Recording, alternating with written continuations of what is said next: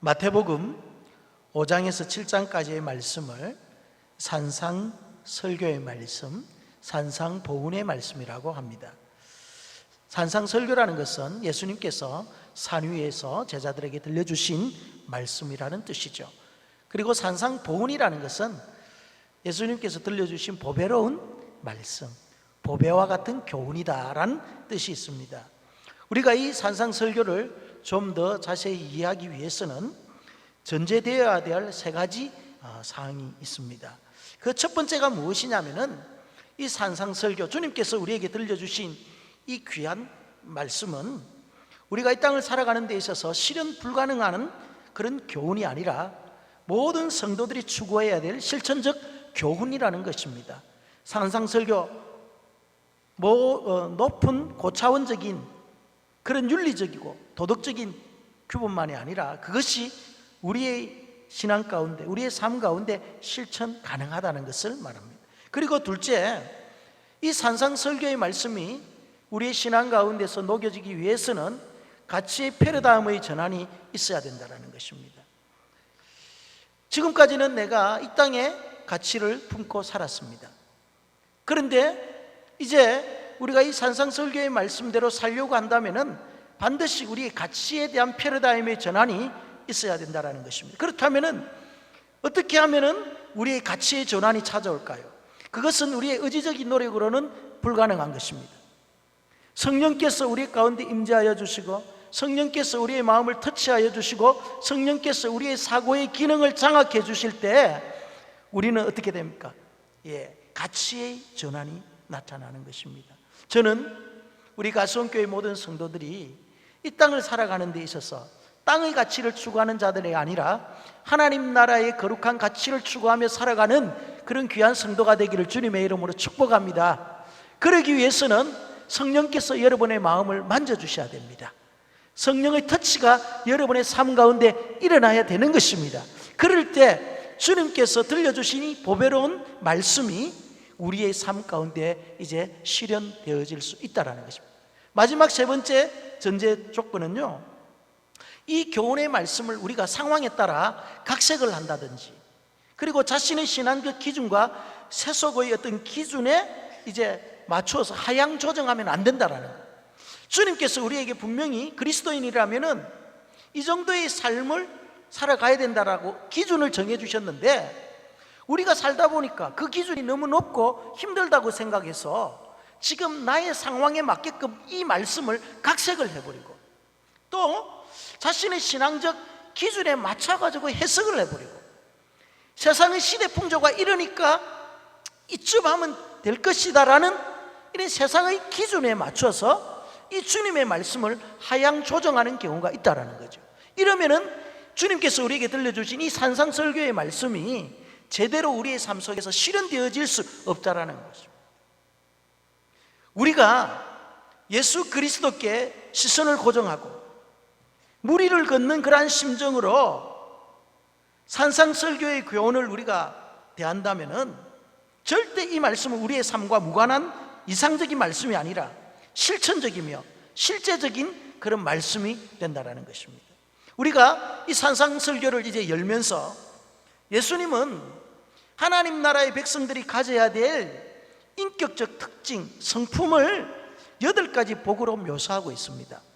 그러니까 예수님께서 산상설교를 하시면서 제일 먼저 8가지의 복을 우리에게 이야기를 하고 있는데, 이 8가지의 복이 다름이 아니라 그리스도인으로서 가져야 될 품성을 말하는, 인격을 이야기를 한다는 것이죠.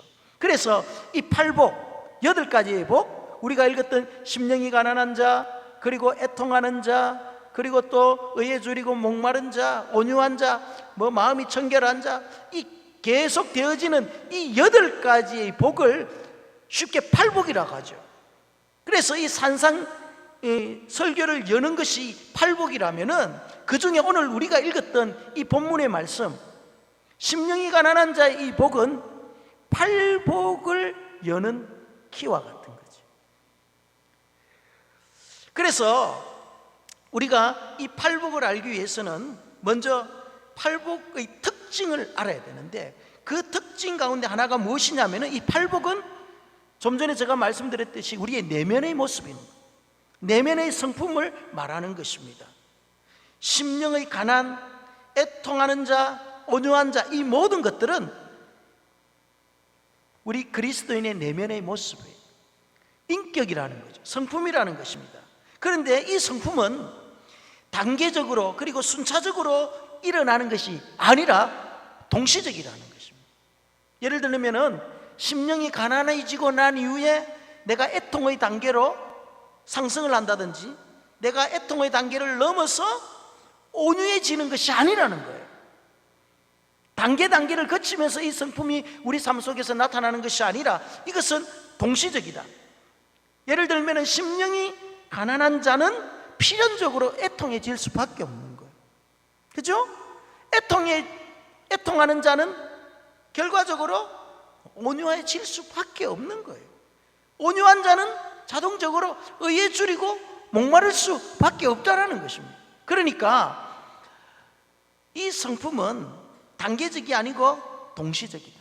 그러니까 팔복은 동시에 누리는 것이라는 것입니다. 그리고 팔복의 두 번째 특징이 무엇이냐면은 이 복은 어느 누구도 태어나면서 가지고 노는 사람은 아무도 없다라는 것입니다.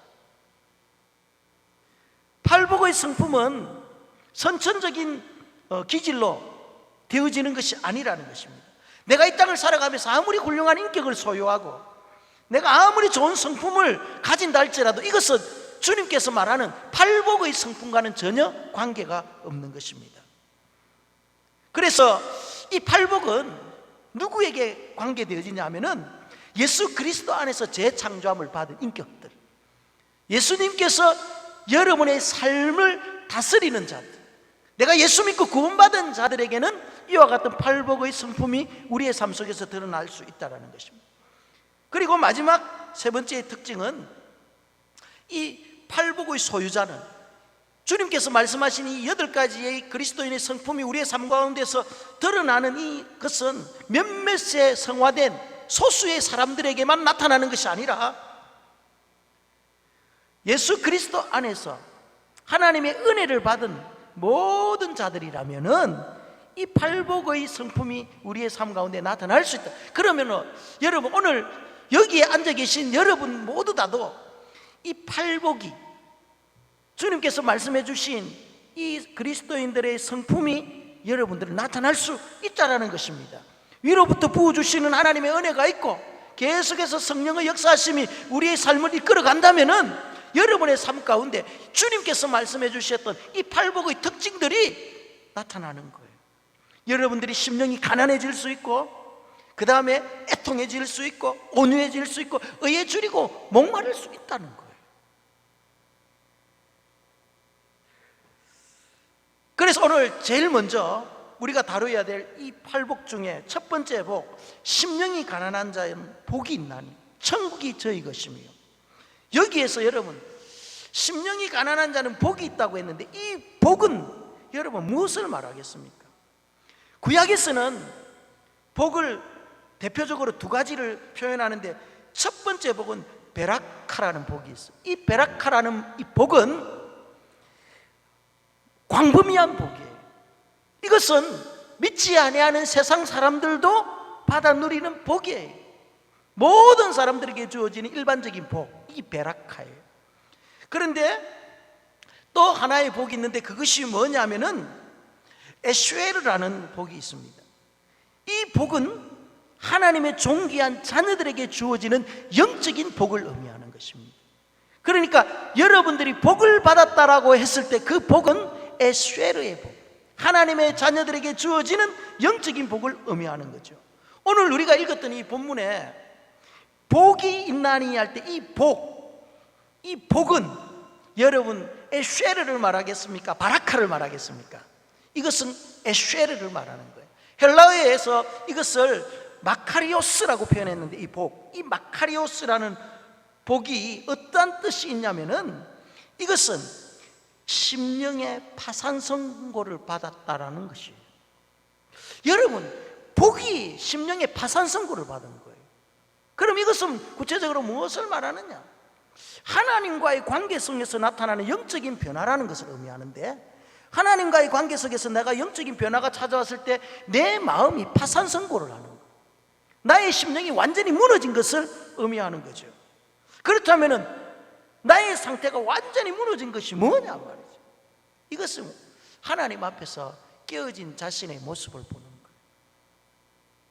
부서진 나의 마음, 파손된 나의 심령, 뭔가 지금 가난해서 결핍 가운데서 허기져 있는 나의 마음을 말하는 거죠. 그러면 이 심령의 가난, 부서지고 깨어지고 파산된 나의 이 마음은 하나님 앞에서 내 자신의 모습을 바라볼 때, 내 자신의 죄와 내 자신의 무능력을 발견할 때 비로소 시작되어지는 거예요. 그러니까 한마디로 심령이 가난한 자의 복은 내가 하나님 앞에서 내 자신의 모습을 보는 거예요. 그런데 내 자신의 모습을 보니까 내 자신이 형편이 없는 거예요. 완전히 무너져 있고 말이죠. 죄악투성이고 하나님 앞에 나의 은은 하나도 없는 나의 모습을 바라보는 거죠. 이것이 심령이 가난하다는 것입니다. 하나님의 그 크심, 하나님의 그 위대하심, 하나님의 그 전지전능하심 앞에 나의 존재는 마치 먼지와 같고, 그동안 내가 싸웠던 나의 의는 누더기와 같고 걸레와 같이 너덜너덜한 나의 모습을 바라보는 것, 이것이 하나님 앞에 선 나의 마음, 심령이 가난하다는 것입니다. 여러분, 하나님 앞에 서 보신 적이 있습니까? 하나님 앞에서 나의 존재를 한번 비교해 보셨습니까? 형편이 없는 나의 모습을 여러분 발견하게 될 것입니다. 이것이 복이라는 거예요. 하나님 앞에서 나의 어려움을 자랑한다, 이거는 심령이 가난함이 아니에요. 하나님 앞에서 내가 뭔가를 했다고 내 자신을 나타내는 거, 이거는 여러분 가난함이 아닙니다. 가난함은요, 내 자신이 아무것도 아니다는 거예요. 하나님 앞에서 나는 정말 티와 같은 그런 존재라는 것을 인식하는 거예요. 인식하는 거.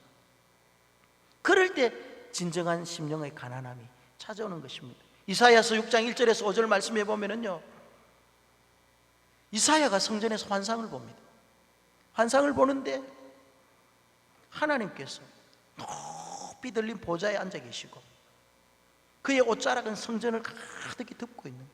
이전에는 이사야가 하나님을 보지 못했어요. 그냥 말로만 듣던 하나님, 토라에 기록됐던 그 하나님, 조상의 하나님, 그 하나님만을 내가 듣고 왔는데 이제 그 성전에서 하나님의 영광을 직접 경험한 것입니다. 천사들은 6날개를 가지고 말이죠, 둘로는 자기 얼굴을 가리고, 둘로는 발을 가리고, 둘로는 막 날면서 거룩하다 거룩하다, 만군의 여호와의 그의 영광이 온 땅에 충만하다, 천사들이 하나님의 영광을 찬양하는 그 모습을 그가 영안이 열려 본 거예요. 이 광경을 목격한 이사야의 고백이 무엇입니까? 화로다, 나는 망하게 되었다. 입술이 부정한 백성 중에 거주하면서 만군의 여호와이신 왕을 내가 보았다는 것입니다. 망하는 거예요. 하나님의 실존 앞에 내가 서니까, 하나님의 그 거룩함과 그 영광 앞에 내 자신을 비춰보니까 나는 망할 수밖에 없는 그런 존재라는 거예요. 나의 모든 죄악이 하나님 앞에서, 그 거룩 앞에서 다 드러나는 거예요. 나의 초라한 모습이 하나님의 그 크심 앞에서 너무너무 적나라하게 드러나는 것입니다. 그래서 그 하나님 앞에 도저히 설 수 없는 자신의 모습을 바라보면서 화로다, 망하게 되었다, 죽게 되었다. 이것이 여러분 파산된 하나님 앞에서 나의 마음이 완전히 깨어지고 무너진 그 마음을 의미합니다. 이것이 주님께서 말씀하신 심령이 가난한 자라는 것을 의미합니다. 또 신약의 예를 한번 들어보겠습니다. 베드로가 밤이 맞도록 고기를 잡았지만 한 마리도 잡지 못했다. 이때 예수님께서 오셔서 깊은 데로 가서 그물을 던지니, 말씀에 순종하여 그물을 던졌을 때 한 방에 그물이 찢어질 정도로 고기를 잡습니다. 이때 베드로가 예수님의 실존을 보는 거예요. 아, 예수님은, 이분은 나사렛 그 총동네의 목수의 아들이 아니고 하나님, 전능하신 하나님을 발견한 거예요. 하나님 앞에서 자신의 실존을 깨달은 거예요. 그래서 그가 한 말이 뭡니까? 주여, 나를 떠나소서, 나는 죄인입니다. 하나님 앞에서 죄인된 자신의 모습을 바로 보는 거예요. 바로 인식하는 것입니다. 이것이 여러분 심령이 가난한 자라는 것입니다. 여러분 하나님 앞에서 여러분의 모습을 한번 비춰보세요. 뭔가 좀 떳떳한 게 있습니까? 그러면 아직까지 여러분의 마음은 하나님 앞에서 부유한 거예요. 가난함이 없는 거예요. 하나님 앞에서 나는 아무것도 아니, 주여 나는 아무것도 아닙니다. 하나님의 그 영광과 하나님의 그 거룩함 앞에 나는 정말 벌레와 같은 배설물과 같은 그런 존재입니다. 이제 주님 나는 어떻게 하면 좋겠습니까? 제가 할 수 있는 것은 이제 아무것도 없습니다. 오직 주님의 은혜와 긍휼만이 필요합니다. 이러한 영적인 상태, 이것이 바로 주님께서 말씀하신 심령이 가난한 자의 모습이라는 것입니다. 이처럼 심령이 가난이라는 것은 하나님의 실존 앞에 느끼는 자신의 초라함이라는 거죠. 한 걸음 더 나아가서 이 심령의 가난이라는 것은 절대 의존의 상태예요. 절대 의존. 그러면은 우리가 의존하는 대상이 있다는 거예요. 우리가 절대적으로 의존해야 될 그 대상이 있는데 그 절대 의존의 대상이 누구라고 말하는 겁니까? 그분이 바로 이 우주 만물을 창조하시고 지금도 우주의 원리를 다스리시며 우리의 인생의 생사 화봉을 주장하시는 하나님이신 것입니다. 우리 인생이 절대적으로 의존해야 될 분이 바로 누구라는 거예요? 하나님이십니다. 아멘. 그러니까 우리의 심령이 가난해지려면요, 여러분 하나님에 대한 절대 의존의 신앙이 있어야 되는 것입니다. 여러분 우리 인간은요 죄로 말미암아 불행이 들어갔습니다. 그 죄의 그 속성 가운데 하나가 무엇입니까? 자기 중심이에요. 자기 중심, 자기 의존적인 삶을 사는 거예요. 하나님을 절대적으로 의존하면서 살도록 창조된 우리 인간이 하나님을 멀리하고 나를 의지하고 자기 중심적인 삶을 살다가 보니까 우리의 존재의 질서가 무너지고 그리고 우리의 삶의 가치가 파괴됨으로 말미암아 우리의 인생에 불행이 찾아온 거예요. 그러니까 하나님을 절대적으로 의존하면서 살아야 될 하나님의 자녀들이 하나님을 의존하지 아니하고 이 세상의 잡다한 것들을 의지하고 내 자신을 의지하고 보이지 아니하는 하나님보다 보이는 사람과 여러 가지 세상 권력과 세상의 것들을 의지하다 보니까 우리의 인생에 진정한 그런 기쁨이 없고 만족이 없고 행복이 없고 불행이 그것에서부터 찾아오는 거예요. 그래서 이 절대 의존의 삶은 자선책이 없는 것을 말하는 거예요. 그러니까 심령이 가난하다는 것은요, 내 자신이 완전히 무너져서 하나님 외에는 다른 어떤 방법이 없는 거예요. 다른 자선책이 없는 것입니다. 오직 시선을 하나님께만 집중하는 거예요. 하나님께. 마치 광야의 이스라엘 백성들이 뱀에 물려 다 죽게 되었을 때 그들이 살 수 있는 유일한 방법이 무엇이었습니까? 그것은 바로 장대 위에 달린 노뱀을 바라보는 것 외에는 자선책이 없었단 말이에요. 그러니까 우리가 정말 심령이 가난해서 천국을 소유하기 위해서는 어떻게 된다는 것입니까? 자선책이 없이 절대적 하나님을 의존해야 된다. 아멘? 그럴 때 이제 말이죠, 하나님의 복이 우리 가운데 임하는 거예요. 역대하 20장에 보면은요, 여호사밧이 절체절명위기를 말합니다. 당합니다. 나라가 완전히 망하게 될 그런 위기 앞에 서 있습니다. 모압과 암몬의 연합군이 쳐들어왔습니다. 이때 여호사밧은 그가 할 수 있는 것이 아무것도 없음을 고백합니다.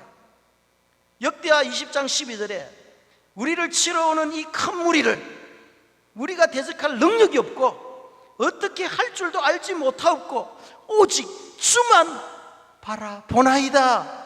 지금 여호사밧은요, 이 큰 무리 앞에 대적할 능력이 없는 거예요. 자선책이 없는 거예요. 어떻게 할지를 모르는 거예요. 이때 그가 할 수 있는 유일한 것이 뭐다? 주만 바라보는 거예요. 절대 하나님을 의존하는 것입니다. 하나님 외에는 그 어떤 자선책도 없는 마음의 상태. 그래서 그분만을 절대적으로 신뢰하고 의존하는 마음이 바로 심령의 가난이에요. 마치 사슴이 말이죠, 시냇물을 찾기에 갈급한 그 마음, 여러분 사슴이 말이죠, 목타면은 말이죠, 그 물을 찾기 위해서 갈급하잖아요. 그래서 이런 찬양도 있잖아요. 사슴이 신의 물을 찾기에 갈급함 같이 내 영혼이 주를 찾고자 주를 갈망합니다. 주여 어찌합니까? 사슴이 말이죠, 신의 물을 찾기 갈급한 것 같이 내 영혼이 하나님 앞에 말이죠, 아사 상태가 되어가지고 완전히 가난한 상태가 되어서, 이 가난하다는 것은 구걸하다는 것을 의미하잖아. 내가 하나님을 구걸하는 거예요. 나의 비어져 있는 그 마음, 하나님 아니면은 아무도 채워줄 수 없는 이 공허한 마음, 하나님을 찾기에 갈급하는 우리의 영혼이, 이것이 심령의 가난함. 그래서 이 심령이 가난하니 하나님 앞에서 산산조각 자아의 파선을 인식하고 그 결과 하나님을 향한 절대 의존의 상태라면 이들이 과연 받아 누리는 복이 뭐냐는 거예요. 심령이 가난한 자에게 주님께서는 복이 있다고 하셨어요. 그 복이 여러분 무엇입니까? 성경에 심령이 가난한 자는 복이 있나니 천국이 저희 것이며, 아멘. 천국을 소유하는 거예요. 여러분의 마음에 파산선고가 있고 하나님에 대한 절대 의존의 마음이 있으면 이때부터요 천국이 임하는 거예요. 복이 있나니 했을 때 있다, 이 말은요 에스틴이라는 헬라어로 번역되어 있는데, 에스틴 이거는 현재적 시점을 말하는 거예요. 그러니까 내 마음에 지금 천국이 임해 있잖아요. 심령이 가난해서 천국이 임했다는 것은 앞으로 내가 천국에 들어갈 것이다, 미래적인 어떤 것이 아니라 지금 현재 내가 천국의 맛을 보면서 살아가고 있다라는 그런 의미가 있는 것입니다. 여러분, 하나님의 나라 천국은요 두 가지의 개념이에요. 하나는 현재적인 의미가 있고 하나는 미래적인 의미가 있어요. 지금 여러분들이 심령이 가난해서 천국이 임했다는 것은 무엇을 말하면 현재 내가 천국 안에 살아가고 있다는 거예요. 천국의 맛을 보고 살고 있다는 것입니다. 여러분, 천국의 맛을 보고 싶습니까? 장차 우리가 들어갈 영원한 그 천국의 맛을 보기를 원합니까? 그렇다면 여러분 심령이 가난해지기를 바랍니다. 하나님 앞에서 여러분의 자신이 아무것도 아니라는 여러분의 마음의 파산선고를 여러분이 인식하고 하나님을 절대 의존적으로 살아간다면 여러분의 마음에 진짜 가난함이 찾아오고 그때부터 천국이 임하는 역사가 일어날 줄 믿습니다. 이 천국의 맛을 본 성도는요 혼탁하고 이 어지러운 세상 중에서 말이죠, 세상이 던져주는 그 달콤함에 유혹되지 않는 거예요. 천국의 진짜 맛을 봤기 때문에 그런 거예요. 저는 우리 가성교회 모든 성도들이 정말 이 땅에 발을 붙이고 살고 있지만은 천국의 맛을 보며 사는 자들이 되기를 축원합니다. 제가 어릴 때 말이죠, 마을에서 놀다 보면은 막 짤그락짤그락 소리가 막 날 때가 있어요. 애들과 함께 막 이렇게 가보면은요 엿장수 아저씨가 막 엿과일을 막 두드리면서 애들이 모이면 어떻게 하는 줄 알아요? 엿을 조금씩 떼가 준단 말이에요. 그리고 난 후에 더 많이 먹을 수 있는 법을 가르쳐줘요. 뭡니까? 집에 가서 양은 남비 갖고 오너라, 찌그러진 거 빈병 갖고 오너라, 그리고 슬리퍼 갖고 오너라, 고무신 갖고 오너라, 뭐 그러잖아요. 철구리. 여러분 안 드셔보셨어요? 김성익 장로님 할머니 고무신 많이 안 가가봤어요. 엿맛을 난 아이들은 말이죠 물불을 안 가립니다. 그 엿의 달콤함을 아는 행동이 완전히 달라집니다. 집에 가서 말이죠 냄비 찌그러진 거 가지고, 찌그러진 냄비 없으면 발로 밟아가 찌그러뜨리가 갖고 멀쩡한 고무신 가져오고 말이죠 집에 있는 거 오만 엿 바꿔 먹을 거 다 갖고 오는 거예요. 그날 저녁에 난리 나죠. 어머니 호통소리, 애들의 울음소리. 무엇을 말합니까? 이 맛을 아는 거예요. 맛을 아는 거. 우리가 이 땅 살아갈 때 이 땅에 그 주는 육체의 쾌락의 맛만 보지 말고 저 영원한 천국의 맛을 본다면은 여러분 우리가 이 땅에 던져주는 이 부스레기를 먹고 배불러 하지 않습니다. 하늘나라의 그 달콤함을 소유하기 위해서 말이죠, 그것을 누리기 위해서 저 천국을 향해 살아가는 하나님의 제자들이 되는 거예요. 저는 그 하나님 나라의 맛을 보는, 그것을 누리는 성도가 되기를 바랍니다. 어떤 자가 이 땅에서 천국의 복을 누릴 수 있다고 했습니까? 심령이 가난한 자예요. 하나님 앞에서 자신의 존재가 마치 깨어진 거울과 같이 형편이 없고 완전히 파산된 자신의 모습을 깨닫고 하나님께만 시선이 고정되는 절대 의존의 상태, 이것은 여러분 역설의 진리입니다. 내가 지금 깨어졌습니다. 내가 없어 파산되었습니다. 초라해져야 할 이 모든 것, 그래야 초라해져야만이 천국의 복을 얻을 수 있다는 것입니다. 이 역설이잖아요. 가난해야 되고 파산돼야 되고 내가 초라해야 되고 내가 무능해야 되고 아무것도 아닌 나의 모습을 발견하는데 이것이 복이 있는 거예요. 세상의 복은 그렇지 않잖아요. 가져야 되고 누려야 되고 행사해야 되는데 이것이 세상의 복인데, 주님은 그것이 복이 아니라는 거예요. 진정한 천국을 소유하는 복은 이렇게 역설적으로 말이죠, 깨어지고 무너지고 없어지고, 이 가난한 심령 가운데 천국이 임하는 거예요. 천국이 임한다는 것은 무엇을 말합니까? 천국은 통치의 개념, 하나님 나라는 통치의 개념이잖아요. 지금까지 파산되지 아니하는 나의 심령, 나의 마음에는 누가 나를 다스렸습니까? 나의 자아잖아요. 내가 나를 이끌고 지금까지 살아왔지만은 하나님의 존재 앞에서 나의 연약함을 발견하고 깨어진 나의 모습 속에 이제 누가 들어와서 주인 노릇합니까? 예수 그리스도께서, 하나님께서 우리 가운데 들어오셔서 우리의 내면을 통치하기 시작하는 거예요. 마음의 주인이 이제 바뀐 것입니다. 이때 나타나는 현상이 무엇입니까? 로마서 14장 17절의 말씀처럼 하나님의 나라는 먹는 것과 마시는 것이 아니요 오직 성령 안에서 의와 평강과 희락이라. 이때부터 하나님 나라, 우리 속에 말이죠, 성령께서 우리의 삶 속에 진정한 기쁨과 평강과 희락과 의를 주시는 것입니다. 여러분의 심령이 가난해져. 그래서 주님께서는 이 산상설교를 말씀하시면서 제일 먼저 우리가 심령이 가난해져야 된다는 거예요. 그래야 천국을 누리는 삶을 살 수 있다는 것입니다. 여러분, 성령의 열매는 하나님의 통치를 받는 자들에게 나타나는 변화된 성품이에요. 그리고 삶의 스타일입니다. 저는 우리 가수원교회 모든 성도들, 저뿐만 아니라 이제 우리 모든 성도들이 정말 하나님 앞에서 자신의 모습을 바라보면서 조금씩 우리가 좀 변해지기를 원합니다. 그리스도의 성품으로 우리가 좀 변해지기를 원합니다. 여러분의 마음에 세상의 것들이 다스리지 아니하고 천국이 다스리는 그런 자들이 되기를 원합니다. 천국이 우리를 다스리면은 우리 속에 거짓과 불신과 속임수와 불의가 어떻게 판을 칠 수 있겠습니까?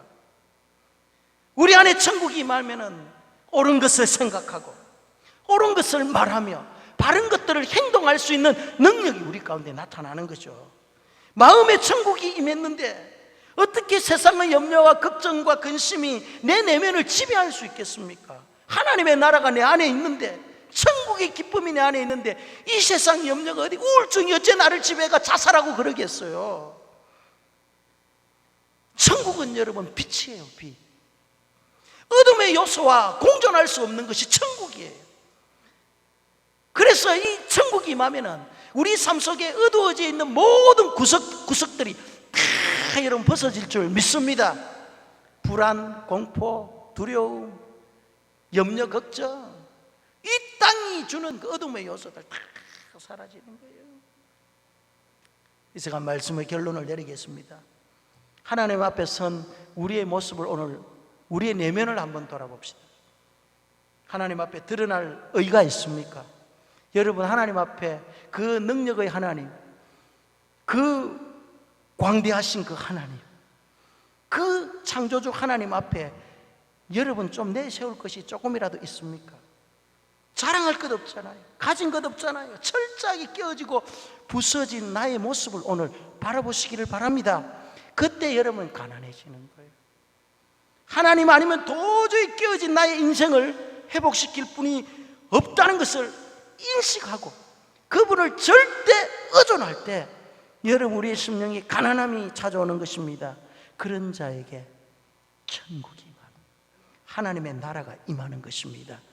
그때 여러분 안에 진정한 기쁨이 있고 진정한 평강이 찾아오고 하나님 나라의 그 의, 그것이 여러분을 지배하는 것입니다. 이 시간 우리 함께 기도하기를 원합니다.